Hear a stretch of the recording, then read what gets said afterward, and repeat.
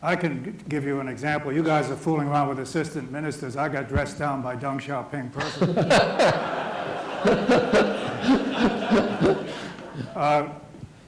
It was the spring of 1988, a year before Tiananmen Square. There was a floating salon on the lawns of Beijing University. Democracy salons became to be known. I didn't realize at the time, none of us did, how pregnant this was about the future, but it was run by future leaders of the Tiananmen Square demonstrations. They invited a whole series of speakers out to speak to the students. Betty and I went out there. I remember this. Betty and I went out there. We spent several hours. I was very careful because I knew there'd be government people in the audience. I didn't want to get the students in trouble. They went on a lot about, biracial marriage. Betty's from Shanghai and so on. They went on a lot about non-sensitive topics, but they got into very sensitive topics. You could see their passion. I was very careful, and in fact, I praised Deng Xiaoping's economic reforms.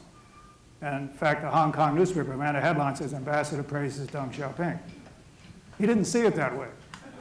About 3 days later, I'm at a banquet, and the then ambassador from China to the US, Han Shu, came up to me with a personal message from Deng Xiaoping.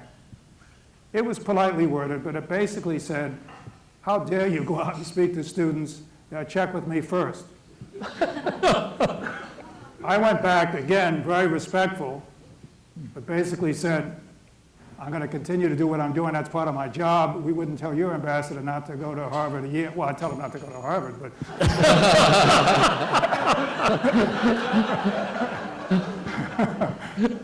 and so anyway, that's an example. The lesson is, it is frustrating. For several weeks, universities who I was going to speak to, somehow their schedule got busy. I couldn't do it. Think tanks would cancel meetings. So you gotta navigate. You gotta be firm. You can't get angry. You gotta keep your cool, and you can't get defensive. And immediately this too shall pass, and that's what happened. But it was a tough few weeks.